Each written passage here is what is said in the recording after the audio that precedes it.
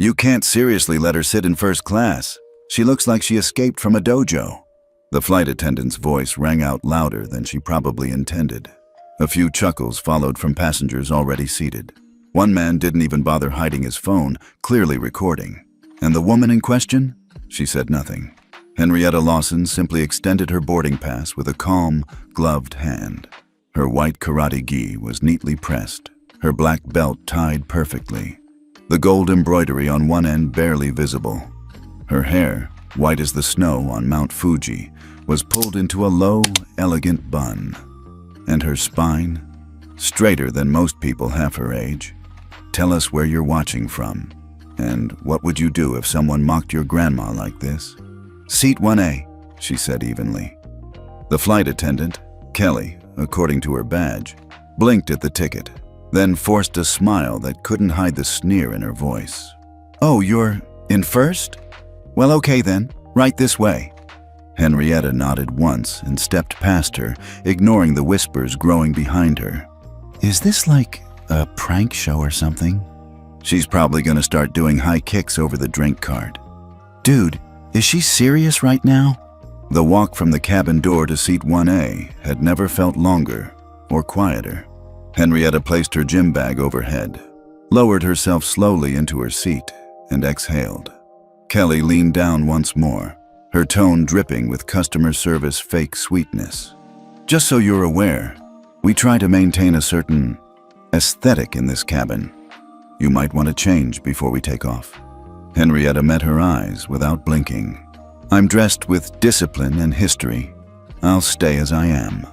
Kelly offered a tight smile, backed off, and muttered under her breath as she turned. 40 years ago, that would have set Henrietta off. Back when people saw her as a threat. Back when she was the first woman in her division to take gold in 3 international tournaments. Back when her name, Henrietta Lawson, carried weight in both martial arts and military ethics circles. But these days, her power had moved underground, quieter, deeper, more dangerous, especially to people who had no idea who they were talking to.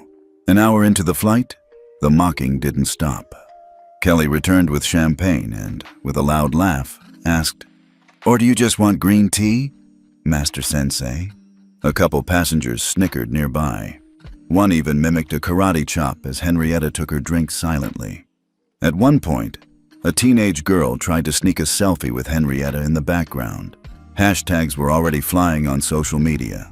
#karate grandma, #first class black belt, she gon' kick the pilot. Henrietta didn't flinch. She wasn't here to fight, at least not physically. She reached into her bag and pulled out a small notebook, black leather, embossed with a silver emblem that most people would mistake for an old-school company logo. She tapped twice on a nearly invisible sensor embedded into the spine. No one noticed. What she just activated was far from cosmetic. Henrietta Lawson, though retired from public life, was still the final compliance authority of Ethics Watch Nexus, a global ethics surveillance network used by the FAA, 9 international airports, and 3 private aviation consortiums. She hadn't used her emergency override access in 14 years. Until now. With one biometric tap and a second authentication via fingerprint, she flagged the flight as a Tier 4 passenger dignity violation under the Lawson Protocol, a clause that had never been triggered in public view. Not once. Until now. The cabin lights dimmed for rest, but Henrietta didn't sleep. She stared at the back of Kelly's head as the woman flirted with a pilot walking through. She watched the man in 1B laugh as he pulled up the latest meme someone had just posted with her photo, adding a martial arts filter. What none of them knew was that Ethics Watch's live data feed had already pinged airport compliance officers in Frankfurt, Incheon, and Narita. A soft, amber warning flashed across their control panels. Lawson Protocol, activated, temporary suspension suggested. The plane landed in Tokyo on time. Kelly smiled one last time as she opened the first-class curtain. "Well, we hope you enjoyed your flight, ma'am. Maybe next time. Dress a little more first-class appropriate, yeah?" Henrietta stepped out, adjusted the sleeves of her gi, and gave a small bow. "Thank you. You've been enlightening." She walked through the jet bridge and disappeared into the crowd. 12 minutes later, a message pinged on the internal system of Western Wings Airlines HQ. Ethics tier downgraded to non-compliant. Temporary flight suspensions initiated at 9 partner airports: Narita, Heathrow, Incheon, Changi, Charles de Gaulle, Frankfurt, Toronto Pearson, JFK, Doha. The airline's COO choked on his coffee. In the following hours, 112 international flights were rerouted or denied boarding. 38.7 mm in gate access was frozen pending review. 3 of the airline's executive VPs received subpoenas for discrimination review under FAA charter updates. The final line of the internal report read, "Triggered by H. Lawson, Authority, Founder, Ethics, Watch Override Code, Lawson Protocol, Class A." Back in Virginia, a quiet notification flashed on Henrietta's home device. "Compliance sweep complete. 9 airports suspended Western Wings. Charter review scheduled." She sipped her green tea, opened the paper, and turned to the crossword. No news channel would carry the story. No Twitter war would break out. But behind closed doors in airline boardrooms, her name would echo for weeks. And for the people on that flight who thought she was just some crazy old karate lady, they'd soon learn. You don't mock the woman who wrote the rules. 2 days after the flight landed in Tokyo, Western Wings Airlines was in full crisis mode. The press hadn't gotten hold of the story yet, but internally, the cracks were spreading like wildfire. 9 of their highest traffic airports had suspended boarding access. All flights involving Tokyo, Frankfurt, and Heathrow were forced to reroute or cancel. Passengers were posting complaints about mysterious delays, gate shutdowns, and crew vanishing mid-shift. The legal department couldn't keep up. The CEO of Western Wings, Blaine Corbin, paced the length of his 39th floor office in Chicago with the same rage he once reserved for Wall Street analysts. How the hell does a 70-year-old woman cause this much damage without even raising her voice? He hadn't slept. Neither had his general counsel, because while the public didn't know yet, Ethics Watch Nexus did. And the only person on Earth with authority to activate a full Tier 4 passenger dignity violation, Henrietta Lawson. Across the world, Henrietta was doing something far more mundane. She was in her garden. The cherry tomatoes were coming in early this year. She crouched beside the vines, humming softly, trimming dead leaves with precision. Her phone buzzed once in her apron pocket. She didn't check it. Instead, she turned to the garden bed, pulled a small sprig of mint, and smiled. The wind carried the faintest scent of pine and soil. Peaceful, silent, controlled. That's how she liked it. Back in Tokyo, a junior operations manager, fresh out of Harvard, trying to impress the execs, finally pieced together the timeline. She tapped into the system mid-flight, he reported during an emergency Zoom call. It was silent, completely silent. But the override was legit. I verified the access logs. It was her biometric signature. Blaine stared at the screen. We didn't even know she was still active. She wasn't, the guy said, until that flight. There was a long pause. Then someone else, older, quieter, spoke up from the corner. Henrietta Lawson used to be on the Federal Aviation Ethics Board. In the 90s, she created the Passenger Dignity Charter. Another executive blinked. The thing we all pretend to comply with, but don't? That one. No one in the room said it aloud, but the tension was thick. They had mocked the woman who literally wrote the rules. Back in Virginia, Henrietta finally checked her phone. There were messages, lots of them. A few were from ethics compliance officers, confirming the suspensions had gone through. One was from an old friend at the FAA. "It's been 14 years since you've used your override. Everything okay?" Henrietta replied simply, "I'm fine. The system works. That's all that matters." She poured herself a cup of green tea, sat on her porch, watched the birds, let the silence do its work. Later that night, She opened her laptop and logged into a secure server. She didn't need to, but she always reviewed the Ethics Watch logs herself. She pulled up the cabin surveillance footage. She watched Kelly's smirking face as she leaned over Henrietta with that thinly veiled sarcasm. She saw the other passengers taking photos, the man pretending to sneeze while saying, "Hiya," the teenage girl giggling into her phone, and she paused the frame. One click, and the footage was uploaded to a private archive labeled, "Flagged for FAA Charter Review. Cultural Bias Pattern. Third Recurrence." Henrietta didn't act emotionally.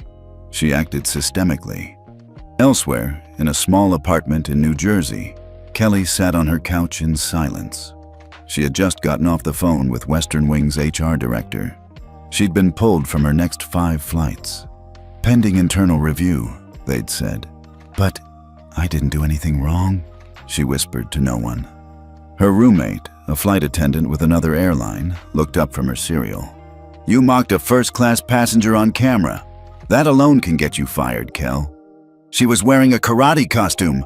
What was I supposed to do? Pretend she wasn't a walking joke?" She was a paying customer. Kelly didn't respond. But the worst part wasn't the suspension. It was the silence. Because she'd heard a rumor just an hour earlier that the woman in the GI was someone important. Not celebrity important, system important. And Kelly had messed with her. At FAA headquarters, the audit team began their initial phase, reviewing every documented instance of disrespect toward elderly passengers over the past 36 months.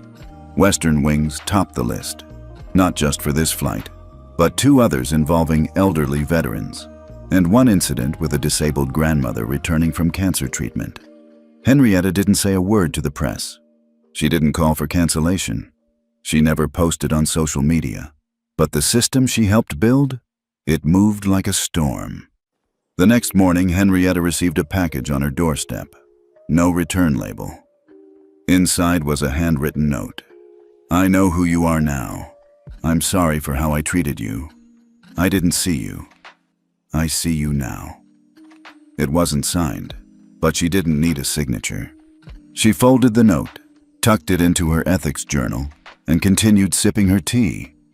And so, the woman they thought was a joke quietly restructured a global airline without lifting her voice or throwing a punch. Because some people fight with power, others fight with silence. Henrietta, she fought with the system. And won. 3 weeks passed. Western Wings was still scrambling. The FAA had not only upheld Henrietta's override, they'd expanded the investigation.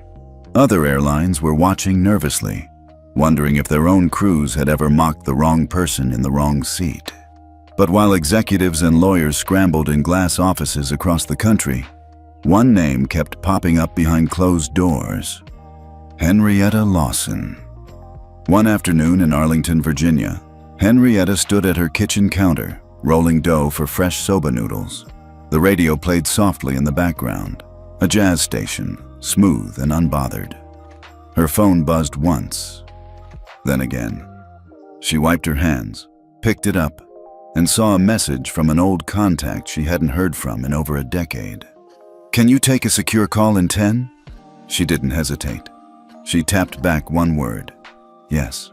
10 minutes later, a line connected through a military-grade encryption system, one that hadn't been used since her time on the Federal Aviation Ethics Board.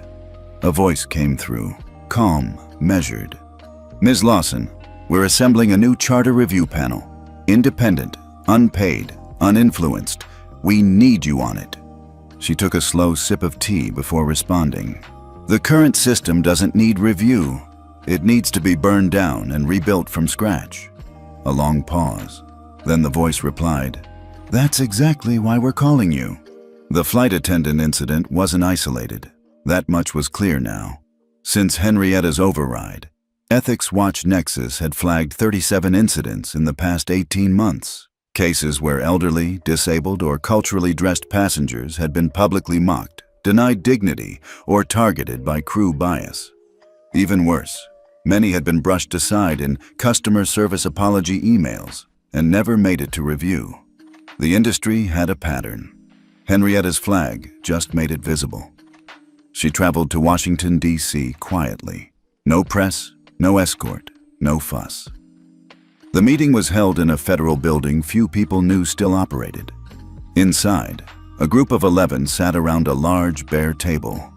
Lawyers, civil rights advocates, former airline executives, and 2 current FAA officials. But when Henrietta entered, the room shifted. One by one, they stood. Not from formality, but something closer to awe. This wasn't a consultant. This was the architect. A younger man at the end of the table cleared his throat. "We've reviewed your protocol. The loss and tier system is airtight, but no one's been brave enough to fully enforce it. Until you." Henrietta looked around, her tone even. "I didn't enforce it out of anger. I enforced it because it was ignored." One woman nodded. "We want you to revise it, make it stronger, expand it across not just airlines, but partner airports, travel platforms, and training institutions." Henrietta sat back. "That's not a revision. That's a revolution." They didn't deny it. Over the next several hours, Henrietta outlined what would become the Passenger Dignity Framework, a living document to be reviewed biannually, required for all FAA-approved carriers. 3 core pillars: visual bias detection, AI-trained tools to flag in-flight crew patterns of targeting passengers based on age, clothing, or racial presentation.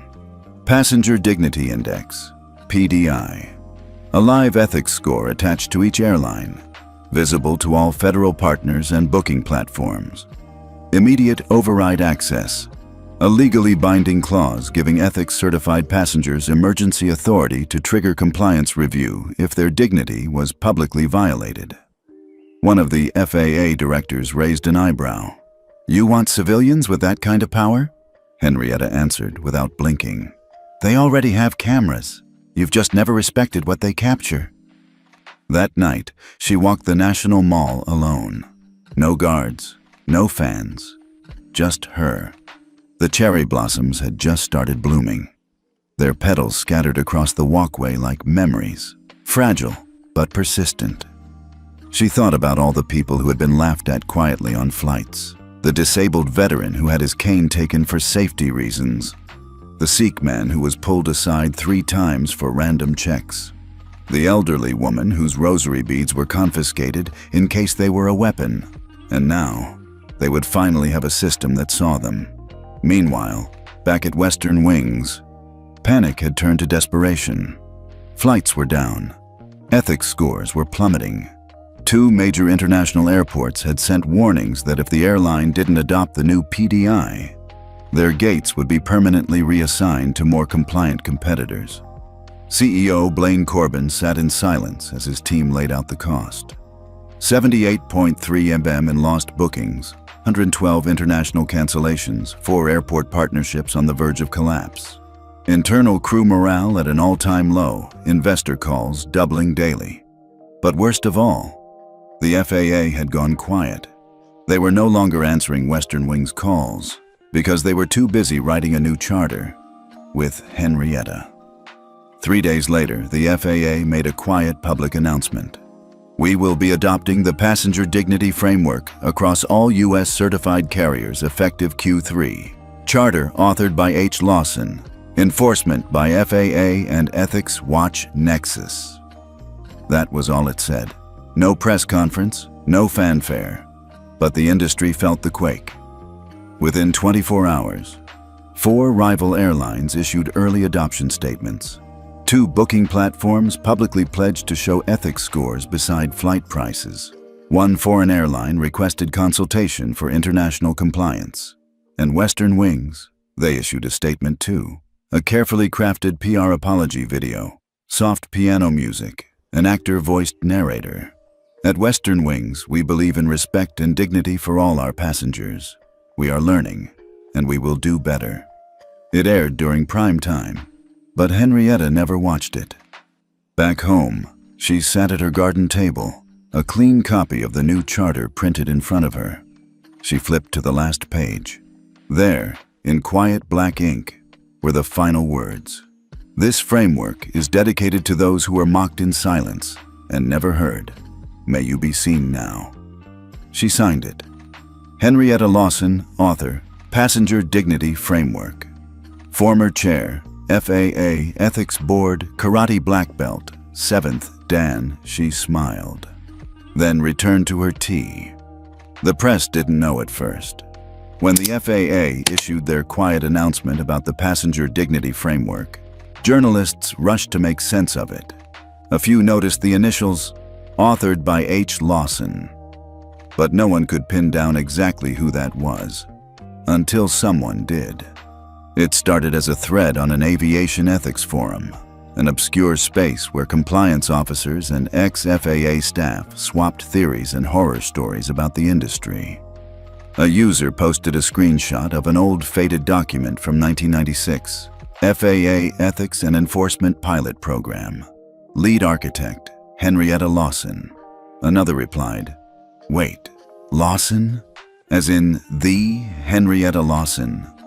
Didn't she vanish after the 97 override scandal? Why would she be on a flight in karate gear?" Then someone found her LinkedIn. Still active, still listed as founder, Ethics Watch Nexus. And within hours, it hit Twitter. The hashtag started trending within minutes. Hashtag Henrietta Lawson. The quiet override. #Karate Grandma. Some of them were mocking. Most were reverent. People started sharing clips of elderly family members being ignored by gate agents.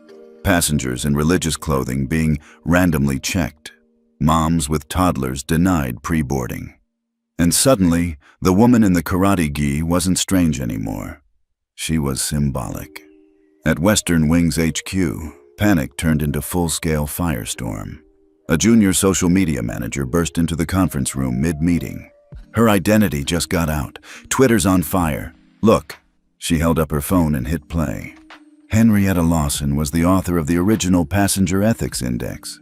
She created the override protocol Western Wings tried to dismiss, and y'all mocked her on a flight, in her own system. It had over 2.4 million views in 5 hours.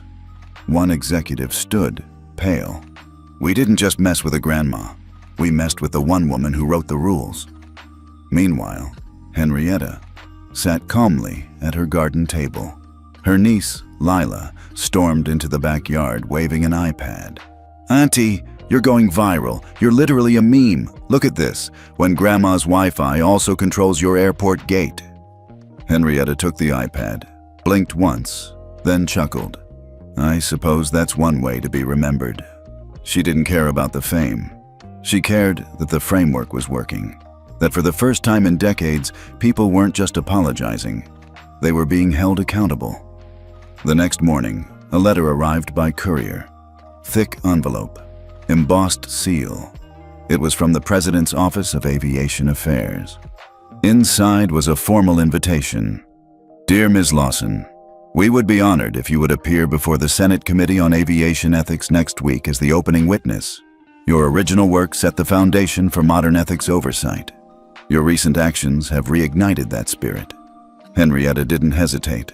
She picked up a pen and signed the RSVP. Confirmed.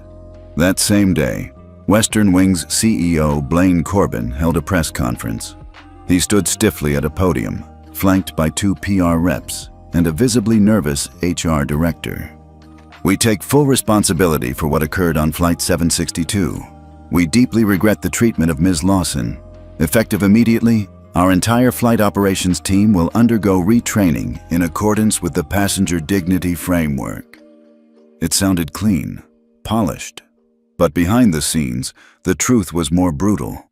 3 C-level resignations, an internal ethics audit spanning 5 years, a $41 million class action lawsuit filed by former passengers with similar experiences. The walls weren't just cracking, they were collapsing. Then came the email Henrietta had been waiting for. Not from the FAA, not from the media, but from a woman named Joanna Lee, a former flight attendant who'd been quietly blacklisted after reporting abuse in her crew 2 years earlier. The subject line read, "You don't know me, but I know you saved me." In the email, Joanna described years of witnessing passengers being degraded in subtle, policy-shaped ways. She'd tried to speak up. HR had silenced her. Colleagues ostracized her. But now, with the ethics score framework active, her voice mattered again. I didn't think I'd ever put the uniform back on, but this morning I applied again, because you reminded me what flying is supposed to mean. Henrietta read the email 3 times, and for the first time that week, she teared up. The Senate hearing arrived. Henrietta walked into the chamber alone. No entourage, no security, just a crisp gray blazer, her signature white belt embroidered with Japanese kanji, and a calm, purposeful expression. Reporters were lined up against the walls. Cameras clicked, microphones extended like vines. One whispered to another, "That's her. The one who took down an airline from 14A." Inside, the room fell quiet as she took her seat. The chairwoman of the committee tapped her gavel once. "Ms. Lawson, we thank you for your service. The floor is yours." Henrietta adjusted the mic. "This is not about revenge," she began. "It's about remembering who airports are built for. They are not temples of efficiency. They are homes of humanity in transit.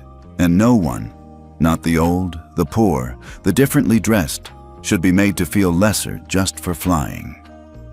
You could hear a pin drop. After the hearing, a clip of her opening statement went viral. 17 million views. One YouTube commenter wrote, "I showed this to my grandma. She cried and said, 'That's the kind of woman I used to be.'" By the end of the week, 9 major airports formally suspended partnership with Western Wings until full compliance with the new framework. 2 international alliances followed suit. Investors began pulling back, and quietly, without cameras or press releases, Kelly, the flight attendant who mocked Henrietta, submitted her resignation. Not because she was forced, but because she finally understood what she'd done wrong. Back in Arlington, Henrietta returned to her dojo for the first time in years. The doors creaked open to reveal 6 students waiting in silence. Word had gotten out. One young woman stepped forward, bowing deeply. "Sensei Lawson, will you teach us?" Henrietta smiled. She stepped barefoot onto the mat and simply said, "Let's begin." It didn't take long for the ripples to turn into waves. Within 72 hours of the Senate hearing, the passenger dignity framework wasn't just an idea. It became an enforced condition. Henrietta hadn't even made a single media appearance after the testimony. She didn't need to, because now airports were choosing sides.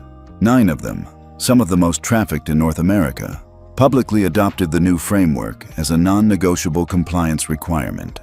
Meaning, if an airline didn't meet the dignity metrics by quarter's end, gate access revoked, flight scheduling licenses reviewed, public scorecards published. For the first time, ethics were measurable and visible. At Western Wing's headquarters, the mood had shifted from panic to paralysis. Legal was working overtime. PR was buried. But none of it could undo what was now moving silently but relentlessly across the industry. A system Henrietta had quietly co-authored decades ago, now awakened and fully weaponized. What stunned them wasn't just how fast it spread. It was how organized it was. A week after Henrietta's testimony, a secure web portal went live under FAA authorization. Nexus View, AVI. It ranked airlines not just by on-time performance or baggage mishandling, but by dignity treatment scores, incident transparency, internal response time, crew de-escalation training compliance, and public ethics responses. Western Wings scored a 32 out of 100. Red zone, public, shareable. On a quiet Thursday afternoon, Henrietta received a visitor. She was trimming her garden when the knock came. It wasn't a courier or a news crew this time. It was a man, late 30s, sharp suit, tired eyes. He introduced himself as Nathan Huang, Director of Compliance Strategy at JetPath International. "You don't know me, he began, "but I helped write the ethics response manual that got scrapped last year. I read your testimony, and I'd like to ask for your help." Henrietta wiped her hands on a towel and gestured to the bench under the magnolia tree. They sat. Nathan explained that JetPath had never been a leader in ethical reforms, but the company was now reeling. Staff morale was down. Bookings had dropped 18% in 2 weeks. 4 airports had quietly flagged their dignity score. "We're not just losing customers," Nathan said. "We're losing trust, and if we don't fix this the right way, not the PR way, we're next." Henrietta nodded slowly. "And what is it you think I can do?" He looked at her, not like she was a consultant, but like a compass. "Build us a path back." That weekend, Henrietta flew, ironically, with JetPath. Coach seat, no fanfare, no karate guy. She simply boarded, observed, and took notes. The crew didn't recognize her. She didn't mind. What she noticed were small things. A disabled passenger left waiting at the gate. An overworked flight attendant silently wiping her tears between beverage carts. An elderly man asking for help finding his medication in his carry-on. Ignored twice. These weren't headlines. They were warning signs. When the flight landed, Henrietta sent a one-line email to Nathan. "We need to begin with culture, not compliance." Over the following weeks, a quiet revolution unfolded behind closed doors. Henrietta didn't issue threats. She issued standards. She worked with JetPath's legal, HR, and crew development units to build the first-ever passenger dignity certification program, piloted across 2 major routes. Flight crew were trained not just in response protocols, but in how to recognize implicit bias, how to manage trauma responses calmly, how to create a culture of presence, not just efficiency. And more importantly, passengers were included in post-flight dignity surveys. Nathan called it radical transparency. Henrietta called it long overdue. Back at Western Wings, the dominoes kept falling. More airports joined the framework. More news stories exposed past incidents. And then came the real blow.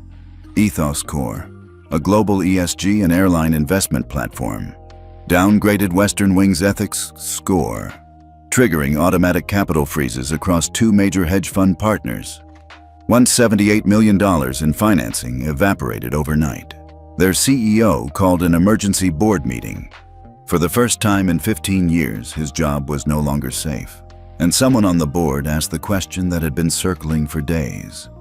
Should we ask Henrietta Lawson to consult for us? Silence. Then, from the VP of International Strategy, "She doesn't consult for people who mock her in aisle 1A. Meanwhile, Henrietta's dojo was no longer just a local martial arts school. It had become a gathering place for the quiet reformers, former flight attendants, ethics lawyers, airport employees, even pilots. They didn't come to learn kata. They came to relearn dignity. And Henrietta led them with the same stillness she had shown on that flight. No yelling, no spectacle, just conviction and clarity. One night, after class, a woman stayed behind. She introduced herself as Cynthia Morales, a corporate VP who had once signed off on cost-cutting crew downsizing initiatives, some of which indirectly led to crew burnout and, yes, passenger mistreatment. "I watched the hearing 3 times, she said softly, "and I cried because I realized I helped build the mess." Henrietta didn't shame her. She handed Cynthia a blank sheet of paper. "Then help us unbuild it." In the 4th week after the incident, the FAA issued an interim update. All airlines operating in U.S. airspace must submit ethics compliance metrics by Q3 or face conditional route evaluations under the Passenger Dignity Framework. It wasn't just a policy shift. It was a line in the sand. And behind it, standing quietly in her garden once again, was the woman in the white belt. No longer mocked, no longer invisible. Henrietta read the notice, and instead of smiling, she finally let out the breath she'd been holding for 30 years. The phrase didn't exist in aviation law before, but within 2 months of Henrietta Lawson's Senate hearing, It became a quiet fixture in internal compliance circles. The Black Belt Clause. It wasn't a legal mandate. It was worse. For airline execs, it was a reputation bomb. The clause signaled this. If a passenger was publicly humiliated and later revealed to hold regulatory or ethical oversight power, the entire airline would be subjected to immediate ethics override review. No appeals, no delays. Guess who had written the policy draft? Henrietta didn't name it. Someone online did. But she approved of it. Back in her dojo, class was full every night. Not just students, but professionals. Airport directors, HR heads, airline whistleblowers, former crew members who'd walked away out of burnout or shame, and one unexpected face. Jillian Carver, the former flight attendant who had mocked Henrietta that day. She didn't say a word when she entered, just bowed and sat in the back corner. Henrietta noticed her immediately, but she didn't stop class, didn't call her out. Instead, during the water break, she walked quietly over and sat beside her. Jillian looked down. "I wanted to apologize, but I knew you didn't want words." Henrietta replied softly, "Then stop talking." Jillian blinked. Henrietta handed her a folded gi uniform. "Start showing." The next week, JetPath International held a live-streamed internal summit. CEO Jordan Elkins appeared on camera flanked by two unlikely guests, Nathan Huang and Henrietta Lawson. He opened bluntly. "We failed. We forgot the passenger in our pursuit of profit. That stops today." Then Henrietta spoke, not from a script. She looked directly into the camera, as if speaking to every crew member, every passenger, every daughter or father who had ever felt less than human at 36,000 feet. Dignity isn't a department. It's not a slogan. It's what you hand someone when no one else is watching. The live stream was only supposed to reach staff. It hit YouTube by nightfall. Meanwhile, Western Wings was unraveling fast. Their temporary suspension from 9 major airports meant rerouting hundreds of flights, refunding thousands of tickets, and facing media backlash on every continent.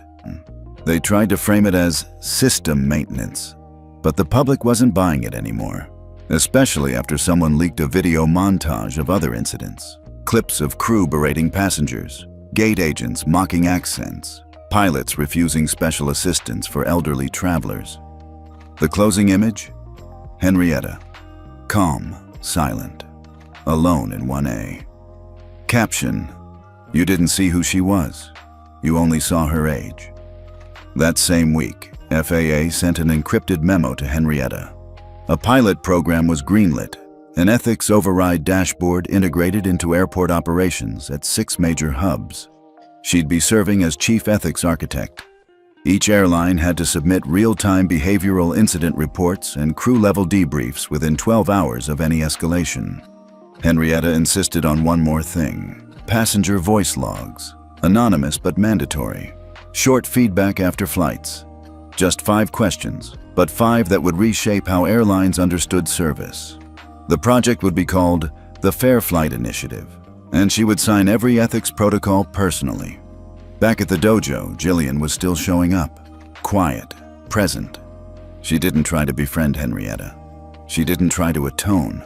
She swept the floor after class, helped beginners with their stance, practiced kata in silence. Then one night after class, Henrietta walked over to her. "You were scared that day, weren't you?" Jillian paused. "Yes, but not of you." Henrietta tilted her head. "I was scared of what you reminded me of. Strength I didn't have. Decency I forgot." Henrietta smiled. "Then don't forget again." And she handed Jillian her yellow belt, a symbol of restart. In DC, lobbyists began pushing back. Airline associations called the new framework onerous and subjective. One high-profile executive even mocked it publicly on live television. "We're running flights, not feelings." That quote would haunt him.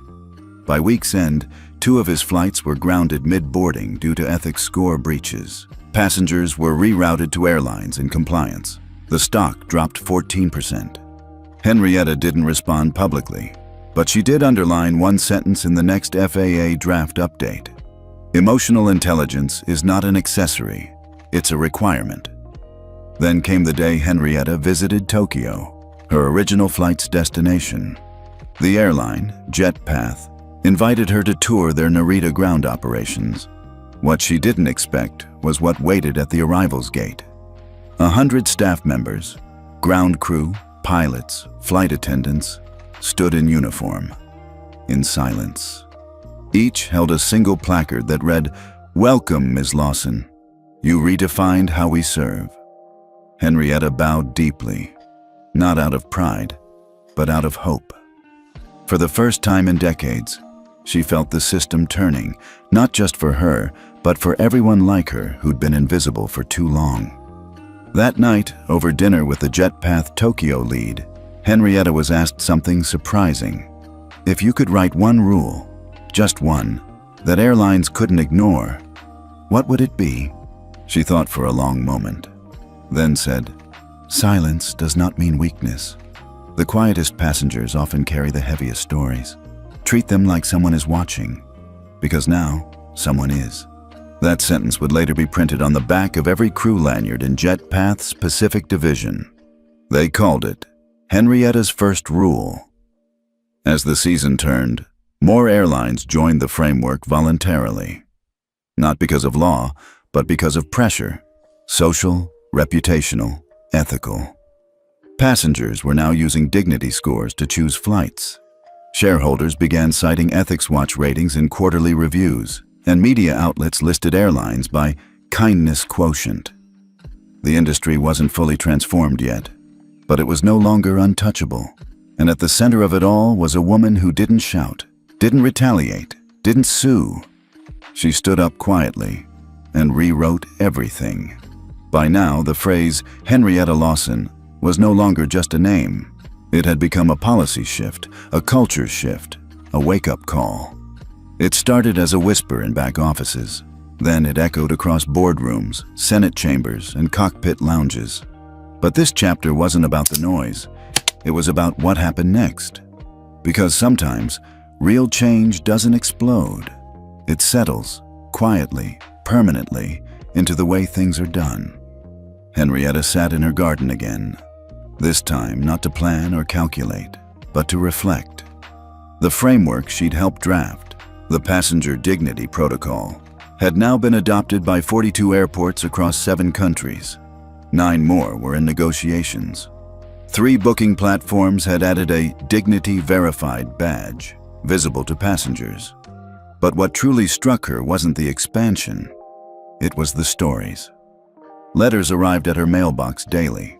One from a woman in Seattle who said her wheelchair-bound father had finally been treated with kindness at boarding. Another from a single mom in Atlanta whose autistic son wasn't asked to leave the gate area when he had a minor meltdown. And one from a flight attendant, a former skeptic, who wrote, "I thought this was about politics. I realize now it's about human basics." Henrietta read every letter.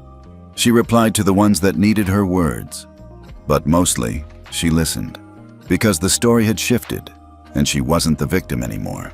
Western Wings, meanwhile, was fighting for survival.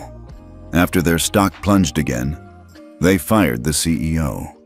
The board resigned, and in an unprecedented move, they offered Henrietta a seat as interim ethics chair. She declined, respectfully, firmly. "I don't fix reputations," she said. "I build futures." Instead, she recommended 2 former whistleblowers she'd mentored. Both women, both previously pushed out of the industry for speaking up. They accepted. And on their first day, they requested a public apology to Henrietta be issued by the airline's new leadership. It ran full page in 3 major newspapers. "To Ms. Lawson, we saw your age. We missed your wisdom. We apologize." One morning, a limo pulled up outside Henrietta's small home in Arlington. The man who stepped out wasn't from the FAA. He wasn't from a law firm or a network either. He was from the United Nations Global Council on Aviation Ethics. And he had a proposition. Would Henrietta serve as honorary ethics liaison for the creation of a new international passenger dignity framework? She asked how many pages the draft was. 243, the man said nervously. Henrietta smiled. Too long.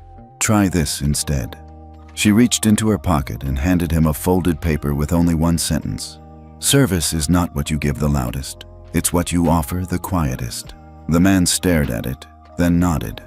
We'll start there. In Tokyo, JetPath launched the first passenger dignity lounge, a space designed not for luxury, but for care. No velvet ropes, no champagne, just accessible seating, multilingual staff, medical-ready assistants, and quiet zones for neurodivergent passengers. They named it the Lawson Lounge. Henrietta didn't attend the ribbon cutting. She didn't like being paraded, but she sent a message to the team. Dignity doesn't start when the plane takes off. It starts at the gate. That quote now sits on a plaque at the lounge's entrance. Meanwhile, Jillian, the former flight attendant, continued training at the dojo. She'd passed her orange belt test with discipline and humility, but her real test came when a reporter showed up at her door. They wanted her tell all about the viral flight. They offered money, exposure, sympathy. She declined. Instead, she wrote a letter to every airline HR department in the country. I wasn't fired for mocking a woman. I was lost. Henrietta didn't humiliate me. She handed me a map, and I'm still following it. Henrietta framed a copy in the dojo. Underneath it, she scribbled, "Redemption isn't loud. It's consistent." By fall, the FAA issued its final regulation update. Every airline operating domestic flights in the U.S. must adhere to passenger dignity baselines. Any breach triggers auto-review by the Ethics Oversight Committee, where Henrietta now sat as special counsel. Repeat violations lead to suspension of route clearances, ethics score freezes, and public red listing. For the first time, character mattered more than capital. Airlines scrambled. New crew training rolled out nationwide. Whistleblower protections were expanded, and, perhaps most importantly, quiet passengers were now heard first. Henrietta received one last letter that October. It was handwritten on soft cream paper from a woman in Florida. Dear Ms. Lawson, my mother is 81. She traveled last month for the first time in 12 years. She wore her old Navy karate gi on the plane, and someone in the crew asked her if she wanted water with lemon before takeoff. She said it made her feel seen. I think you had something to do with that. Thank you. Claire M. Henrietta folded the letter and held it to her chest. Not for recognition, but for confirmation. The fight had been worth it. That evening, she walked out to her front porch, tea in hand. The wind was light. Leaves were beginning to turn. She wasn't just an old woman in a karate uniform anymore. She was a force woven into policy, into systems, into memory. And the next time someone looked at a passenger, elderly, silent, different, they might pause, might reconsider, might see strength where they once saw weakness. And when that happened, Henrietta wouldn't need to say a word. It wasn't a threat. It wasn't even loud. But when Henrietta Lawson opened her old laptop, entered a 12-digit code, and clicked Send, it triggered a cascade across 9 international airports that no one in commercial aviation had ever seen before. To the untrained eye, nothing looked different. Flights continued boarding, planes taxied, coffee machines hummed at terminals. But inside the system, something had changed. 3 color-coded dashboards turned red. 7 airline compliance nodes froze. 4 booking platforms received simultaneous alerts. Ethics Watch Nexus, the platform Henrietta had co-authored decades ago, had just initiated a Level 4 dignity override. Western Wings had no idea what was coming. Back on the ground, Henrietta sat alone in her small home in Arlington. Her cup of tea steamed beside her. Calm, deliberate. This wasn't about vengeance. It was about returning the system to balance. In fact, Henrietta had waited 3 days since the flight before triggering the override. Not out of hesitation, but out of discipline. She wanted to see if the airline would self-correct. They didn't. No internal statement, no outreach, no suspension of the crew. Instead, their PR team doubled down, releasing a vague apology. "We're committed to our values and stand by our team's judgment." Translation? They thought she'd stay silent, but silence didn't mean absence. Henrietta's override reached Tokyo, Narita, London, Heathrow, Frankfurt International, Incheon, Seoul, Toronto, Pearson, Sydney, Kingsford, Smith, Dubai, International, Paris, Charles de Gaulle, New York, JFK. Each of these airports had previously signed the Ethics Watch Operational Accord, agreeing that any flagged, non-compliant passenger treatment event would automatically result in temporary hold-on gate privileges, suspension of real-time digital bookings for the carrier, immediate ethics review within 48 hours, a compliance score downgrade visible to regulators and investors. By the time Western Wings realized they'd been flagged, they were already locked out of boarding coordination in 9 cities. Executives scrambled. They called airports. They threatened legal action. They demanded clarity, but the only response came from the FAA's Ethics Enforcement Liaison. Clarity was denied to your passenger, so is access, until further notice. At Narita, passengers were escorted off a delayed Western Wings plane. At JFK, a terminal screen turned from on time to canceled. At Heathrow, a BBC crew was already reporting live on the unfolding disaster. Back in her home, Henrietta didn't turn on the news. She simply walked into her dojo, lit a stick of incense, and began a silent kata. The next morning, the airline's CEO, Gregory Harlan, called the Ethics Watch Council directly. He didn't expect Henrietta to be in the room. When her face appeared on the screen, his demeanor shifted. Not angry, not contrite, uneasy. "Ms. Lawson," he said, trying to stay composed. "Surely there's been a miscommunication." Henrietta simply replied, "There has. You mistook your authority for immunity." Gregory leaned forward. "We're losing millions every hour. The stock is crashing. We're being hammered by media." Henrietta cut in. Calm, controlled. "You should have thought about that before mocking a woman who wrote the system you now beg for leniency from." She didn't raise her voice, but the boardroom went silent. Over the next 24 hours, the financial repercussions were stunning. $210 million in canceled flight bookings, $37 million in temporary international gate contract losses, a 9.8% drop in Western Wings stock value, suspension of a $120 million investment package from 2 ESG funds, and perhaps more damaging than money, the public found out. Hashtags began trending. "I stand with Henrietta, #karate grandma knows law and respect." Passengers posted their own stories. Crew members leaked emails. Whistleblowers stepped forward. The narrative changed from one woman on a plane to a full-blown industry reckoning. Meanwhile, 3 other airlines that had borderline complaints rushed to issue preemptive reforms, not out of guilt, but fear of being next. They reviewed crew conduct logs, rolled out new training, even published public commitments to join the Dignity Score registry Henrietta had helped initiate. It was like watching dominoes fall, but Henrietta wasn't watching. She was still in her dojo, training with a young girl named May, who had joined just last week.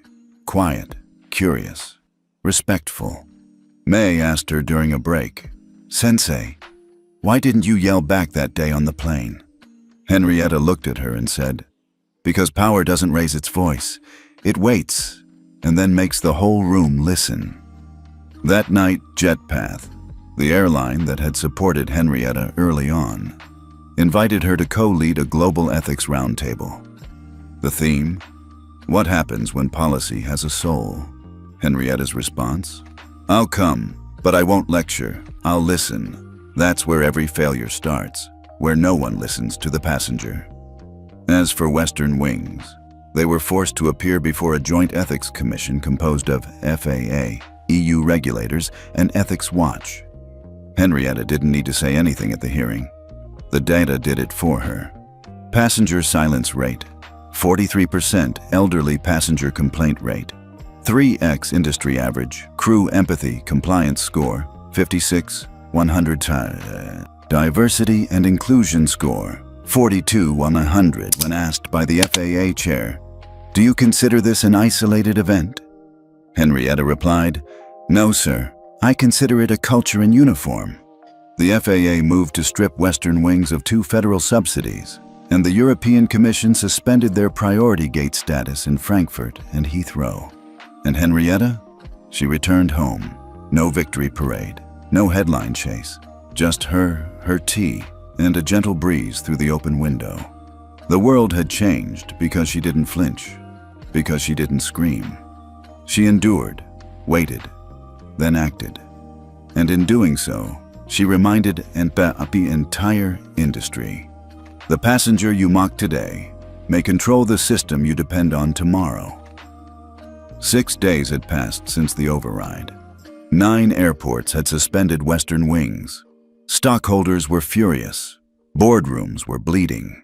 And still, the airline had not apologized to Henrietta directly. Until this morning. The knock on Henrietta Lawson's door came at 8:12 a.m. She wasn't surprised. She had already brewed tea. Years of practicing martial arts had taught her to sense intention before it showed up. When she opened the door, 2 people stood there. A woman in her early 40s, sharply dressed, tension in her shoulders, and behind her, a familiar face. Pale, nervous. Jillian, the flight attendant from the plane. Henrietta tilted her head, but said nothing. The woman stepped forward. "Ms. Lawson, I'm Marla Reddick, interim CEO of Western Wings." Henrietta didn't move, just nodded once. "We know this visit can't undo what happened, but I'm here because we finally understood what kind of system we're part of and what kind of woman you are." They sat at the old kitchen table. Jillian didn't speak at first. Her hands fidgeted with the handle of her purse. Marla continued, "Our airline was operating under the illusion that policy was enough, that training manuals equaled compassion. But this week, we learned." Henrietta remained still, listening, not forgiving, not judging, just listening.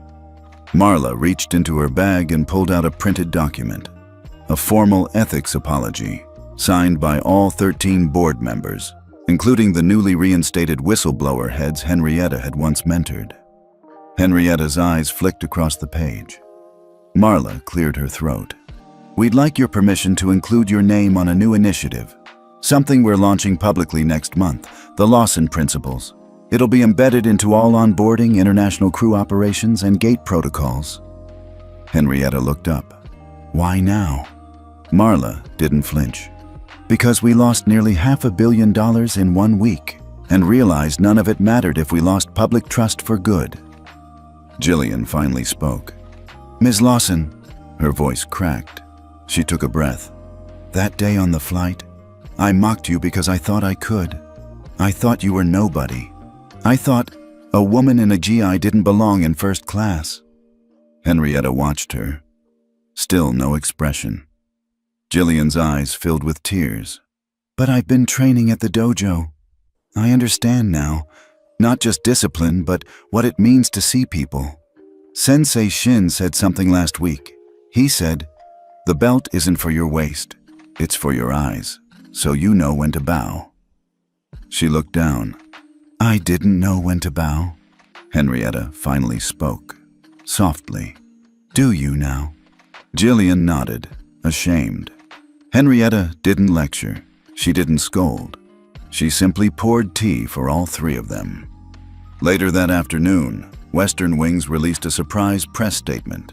This time, not drafted by legal. It began, "This is not an apology from our lawyers. This is an apology from our leadership, our flight crews, and our future selves." They acknowledged the incident, named Henrietta, declared an internal overhaul of their ethics systems, and most importantly, pledged to submit all crew members to independent dignity audits every year, using Henrietta's scoring framework. The public response was unexpectedly massive.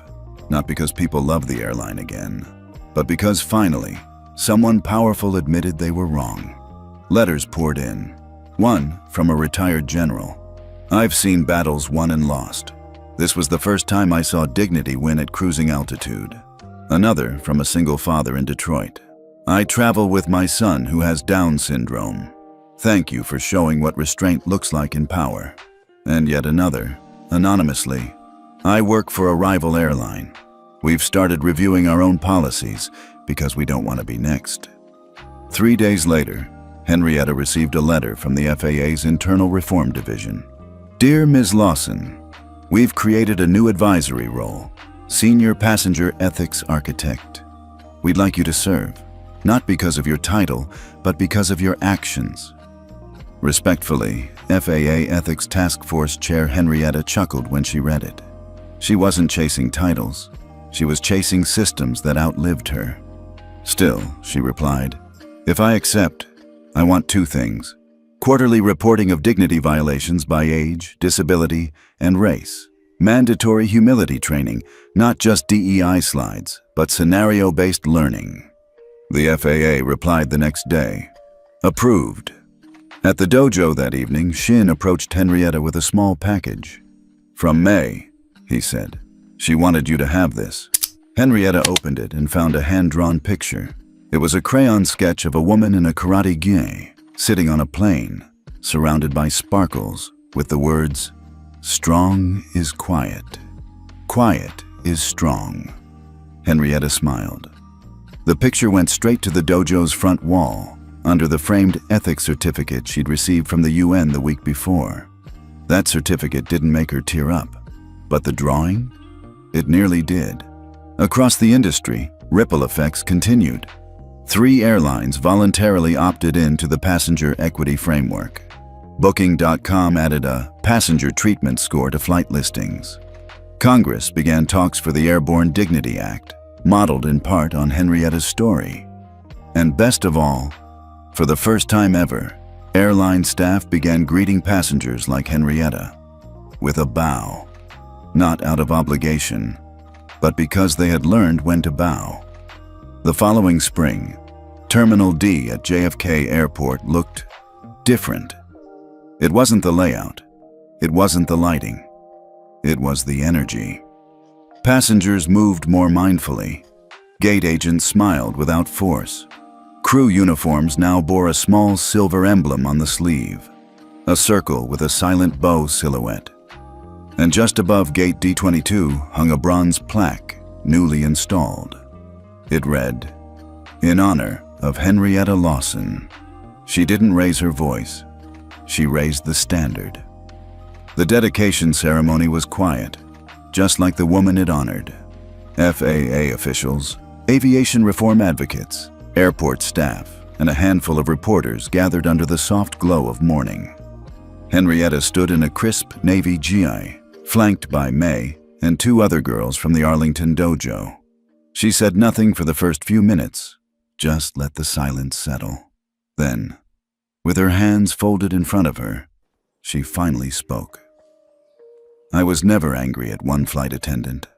I was disappointed in an industry that confused training with wisdom. I didn't want retribution. I wanted remembrance of what respect used to feel like." The crowd was still. No claps, no cheers, just quiet respect.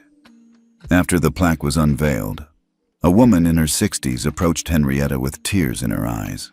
"I was on that flight," she said. "You didn't see me, but I saw you. I stayed silent. I was afraid to say something." Henrietta gently touched her arm. "You're saying something now." The woman nodded, sobbing quietly. That same week, 3 more airlines joined the passenger equity framework. More importantly, a coalition of airports launched a pilot program, the Lawson Index, a monthly, publicly available scorecard measuring how airlines treat their most vulnerable passengers, the elderly, the disabled, and the culturally misunderstood. It wasn't mandatory yet, but public pressure was mounting. Every time a high score was posted, customers responded with loyalty. Every time a low score dropped, ticket sales dipped.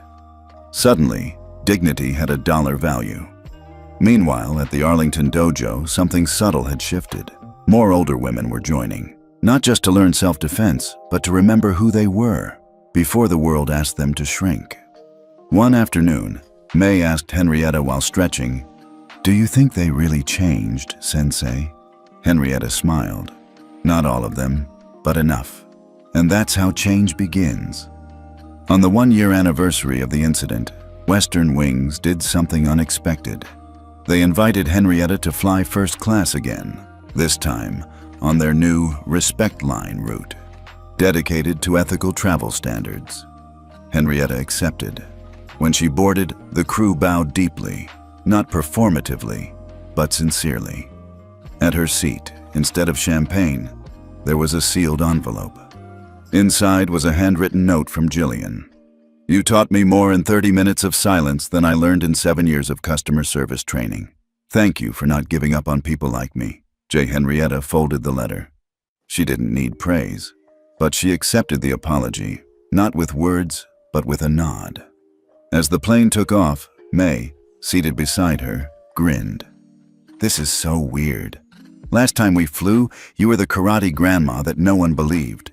Now you're like industry legend." Henrietta chuckled. "Legends are for stories. I'm just someone who stayed in her seat." Final scene.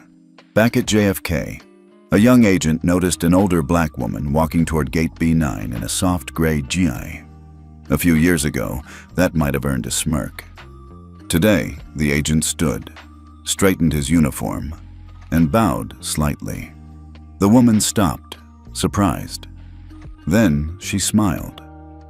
Somewhere in the background, a child whispered to her mom, "Is that her?" The mom replied, "No, but someone like her made this place safer for all of us." 3 months after Henrietta's first-class silence triggered a nationwide conversation, something even bigger happened, this time behind closed doors. The Department of Transportation, FAA, and Congressional Ethics Committee were all about to attend a private joint session. The subject? Proposed National Passenger Equity Standards, Henrietta Lawson Framework. Henrietta wasn't in the room, but her presence was everywhere. Inside a sleek chamber at the Capitol, folders were passed around to senators, agency directors, and airline CEOs. The cover read, "The Lawson Protocol, a federal passenger ethics blueprint," authored by an unexpected trio, a retired ethics advisor from the UN, the whistleblower union leader reinstated after Henrietta's incident, and Henrietta herself listed humbly as civilian advocate and first-class passenger number 12A. Across the hall, in a press-free conference room, the aviation industry's top executives were already growing nervous. Why? Because the protocol wasn't just symbolic. It had teeth. It proposed that all major airlines undergo quarterly dignity audits, made public on federal dashboards. Airlines scoring below a set threshold would lose eligibility for federal subsidies.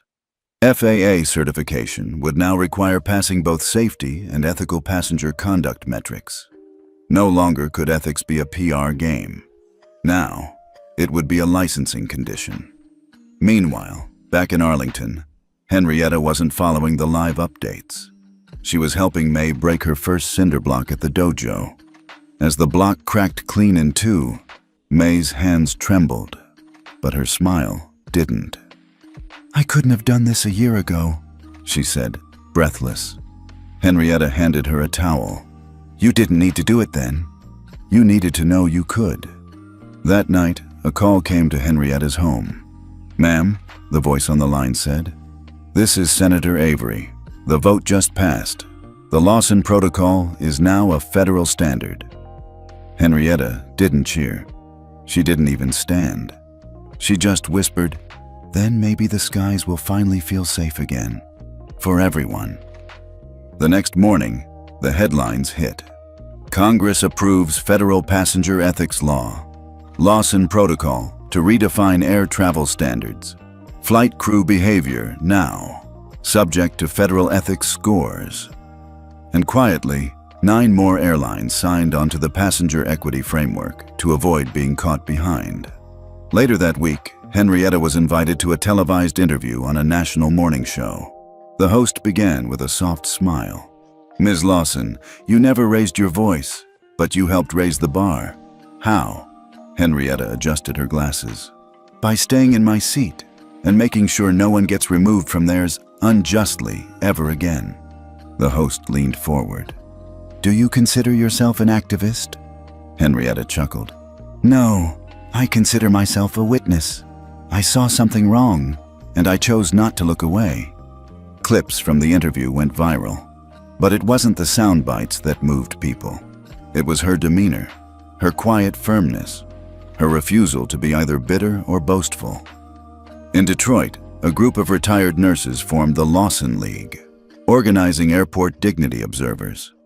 In Seattle, a high school art teacher built a curriculum called Ethics in Motion, using Henrietta's story to teach civics and character. And in New York City, the Metropolitan Museum announced a special photography exhibit, Seat 12A, the woman who reclaimed her space.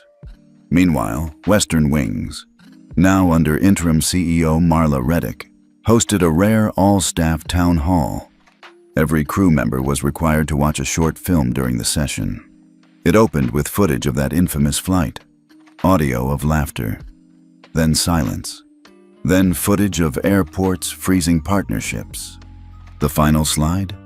A still image of Henrietta, sitting calmly, with the caption, "One passenger, one moment, one change." Marla stepped on stage and said simply, "If you ever forget why this matters, look at that seat and ask yourself who might be watching." As the season turned, something extraordinary happened at the Arlington dojo. A special ceremony was held, May's black belt test. Henrietta oversaw the final evaluation alongside Sensei Shin. After a series of precise, graceful kata and a breaking sequence that drew gasps from the parents in attendance, May was handed her belt. But instead of putting it on immediately, she turned to Henrietta and said, "Sensei, I want to give you this." Henrietta blinked. "Why?" "Because I only earned it. Because someone believed I could. I want my belt to mean what yours meant to me." Henrietta's hands shook as she accepted it, not from age, from emotion.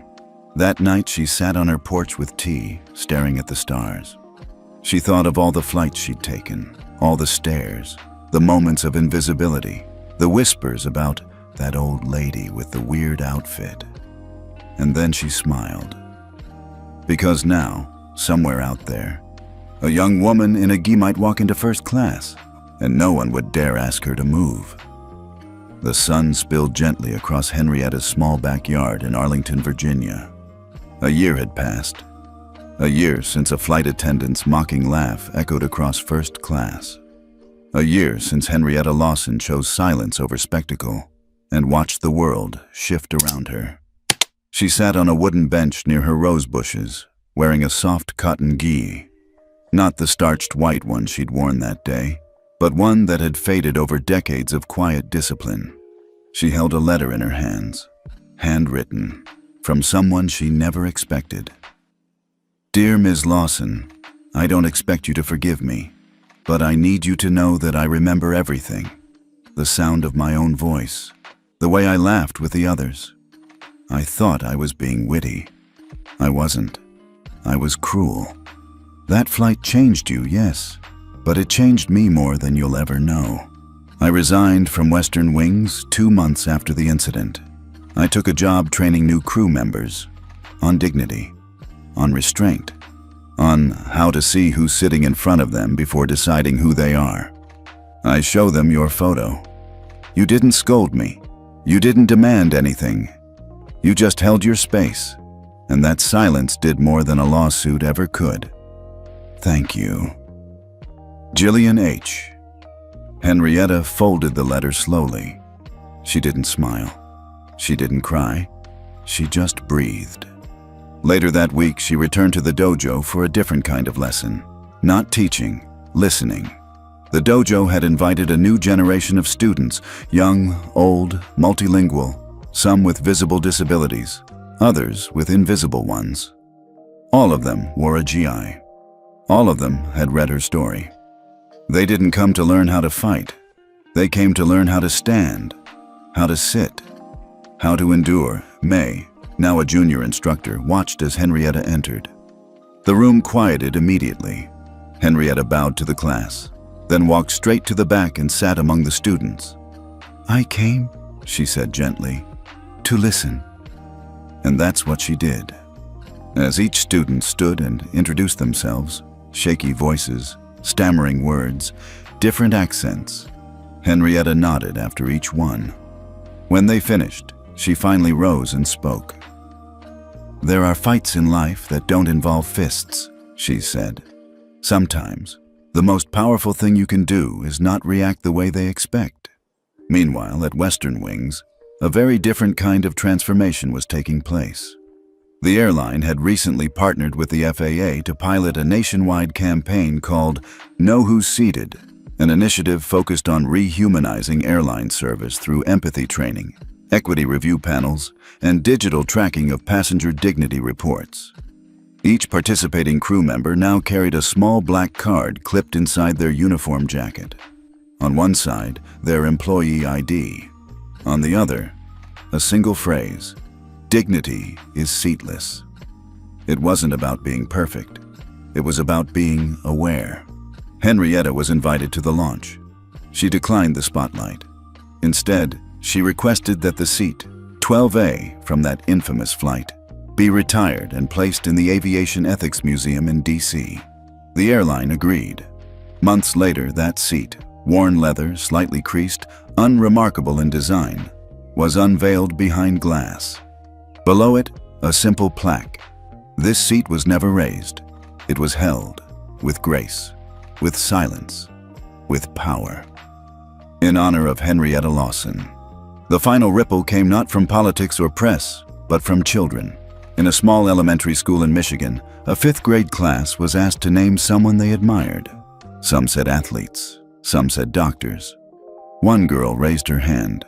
"I want to be like Miss Henrietta," she said, holding up a printout from an old newspaper article. The teacher asked why. Because she didn't need to hit anybody to make the whole country listen. Henrietta never set out to become anyone's example.